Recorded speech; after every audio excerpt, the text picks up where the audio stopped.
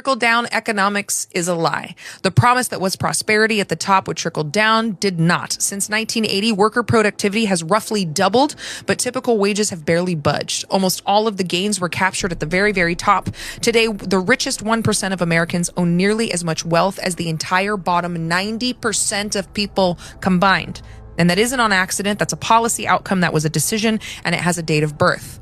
Over this next 2 episodes, we're going to trace how it happened, the deals, the doctrines, the dogma, who Ronald Reagan was, what that marriage looked like, and the question that people who built this system would really rather you didn't ask: what did this presidency actually cost the rest of us?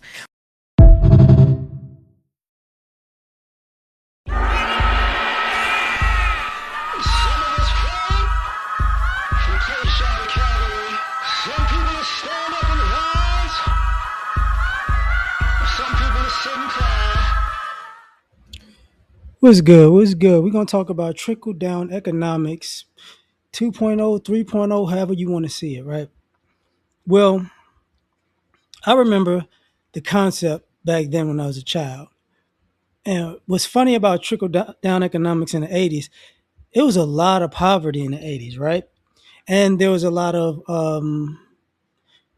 the drug trade was booming in the 80s because of the poverty, if y'all don't understand that, right? So it was all this quote unquote wealth at the top, and the rich people are going to give the people under them, after they make all of their profits, they're going to pay people more, and because they were so benevolent. And that never happened. And ironically, Reagan and Bush were part of Iran-Contra, which was smuggling drugs and drug money for guns, you know. So that's a whole thing.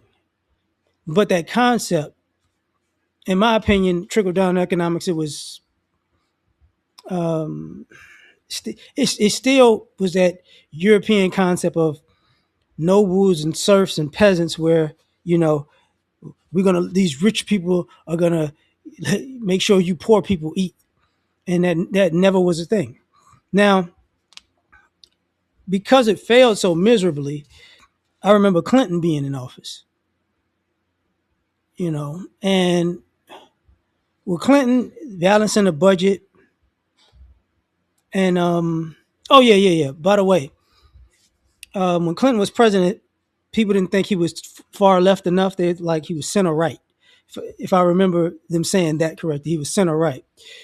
But balancing the budget, putting the country in a surplus, and I have to add that because from Bush, not Bush, but from Reagan to Clinton, you had the drug trade. You also had the Cosby Show made a lot of black people go to college. HBCUs, that boomed more. And then, because it was 80s to 90s, and then Clinton. And when Clinton was balancing the budget, you saw people making a whole lot of money, breaking up the monopolies. So that's when you had all of this quote unquote, would you say capitalism, free trade, and you saw a lot of different people making money, because even the telecommunications, Southwestern Bell turned into the AT&Ts, the Sprints, the Nextel, all of the other stuff, right? T-Mobile, everything else. And I remember that. And when people were making money, people quote unquote liked it, but in my opinion, there was too many black people making money. So when Bush got back into office, Bush Jr., you started seeing that pulling back. And that's when, not necessarily monopolies were allowed, but building a conglomerate became more allowed. And I remember slowly but surely, even with banking and telecommunications, but it started with banking first, because I remember banks buying other banks and banks buying other banks. And then I remember phone companies buying other phone companies. And I was like, okay. And I remember, cable companies buying other cable companies. And that was a thing. And it went back to let's big corporations, and these people are going to their money is going to trickle down, and people are going to get paid more. And the same thing has happened. You know, Obama got in office, and it was like the same thing by that time, because after Bush, Obama got in office, and it was pretty much trying to quote unquote right the ship, but it kind of kept it steady where it was at. And then Trump got in office, and then Biden got in office, and then Trump got in office. And where we're at now is that concept of trickle down economics, when I think it's went on steroids, and it's no disrespect. It's one of those things where, so under trickle down economics, let's just say 2.0, 3.0, you have the president and not all of, and some of his constituents, cronies, in him and himself and his family getting super rich while in office. Usually you got rich when you left the office. You didn't do it while you were in there. And your friends didn't do it while you were in there. But I remember, I guess you could say this started with Bush and Cheney, when Halliburton was a big thing. And people was like, yeah, Cheney's making money hand over fist with Halliburton and these government contracts, going out Iraq, and stealing their oil and yada, yada, yada. So you have that. But now it's like the crypto thing and the SpaceX thing, and people being put in charge, and they just handing up rich, and it's like, yo. And what I look at it as is, it went from trickle down economics, like these rich people are going to be benevolent and drop a couple of dollars of change. They're going to make it rain on the rest of society like strippers, and they'll make it okay. To people have accepted, well, these people are at the top, and if they make billions, trillions of dollars, that's the system. And now it doesn't have to trickle down. Now it just has to um, be a story to tell, that if you get in this position, you can be super rich. You can take advantage of all the rules and all the laws, and it's all on you now. And it's illegal to, if you get yourself in a quote unquote power position, you can exploit it to the ends of the earth and get super rich doing it. And let's not worry about the little man. So we know it doesn't work. Going backwards a little bit, that's part of this Luigi Mangione case, where even with the consolidating, get the government out of business. United Health, that was that issue of, we're gonna take your money. We're gonna combine all these companies. We're gonna take your money, but if it's time to pay out, we don't want to. We're not trying to pay out.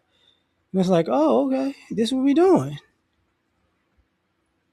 So even when it comes to paying for a service, the service that you pay for doesn't even trickle down and help you. Well, most people, I'll say. Some people it does. I would say most people it doesn't. So that's the thing.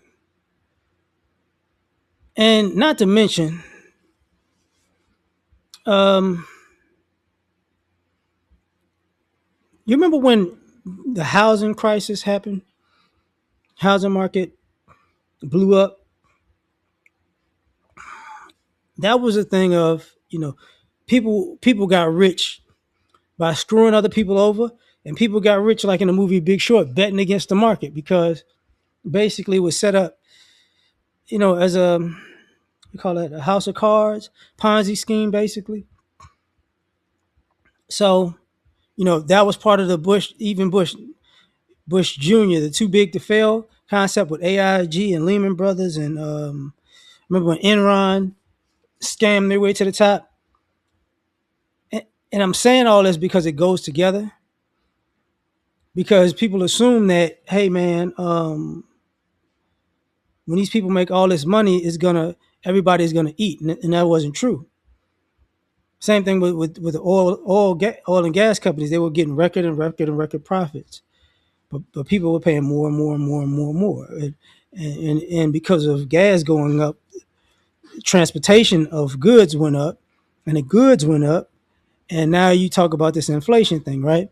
And you see a lot of companies who don't do anything to they don't try to adjust for cost of living. So now we can trickle down. These rich people are going to trickle down and give you money, and it's never going to happen. Thus, you have people talking about people aren't having kids because daycare costs too much, because housing costs too much. Recently, you remember the car market, the price of cars and the car payments cost too much, and so people aren't seeing that money trickle down to them at all. They're seeing people get super rich and everybody else be stuck. That was the whole concept of the death of the middle class, and the middle class is dying. That trickle down economics has never worked. It never worked. So when you have this concept of people we're gonna make it happen, we're gonna see it. It's like no, no, no, no. Basically, what you see once again is a few winners at the top and more people at the bottom suffering. Not even at the bottom. What was that? The thing with the one percenters. I forgot what that something the Wall Street thing. I forgot what they called it, but it was about the one percenters, and people were protesting that the one percenters were have so much wealth and everybody else doesn't. So now you have quote unquote, let's just say the 99% of America. 1% has just as much money as 99%, but I think technically it's like 4 or 5% of America, something like that, has more wealth than just as much wealth as the rest of the 96, 95% of the population. So that concept of benevolence and taking care of your fellow man is not true at all.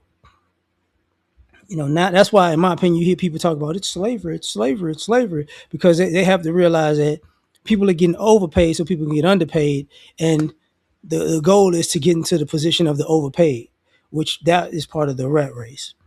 But ultimately,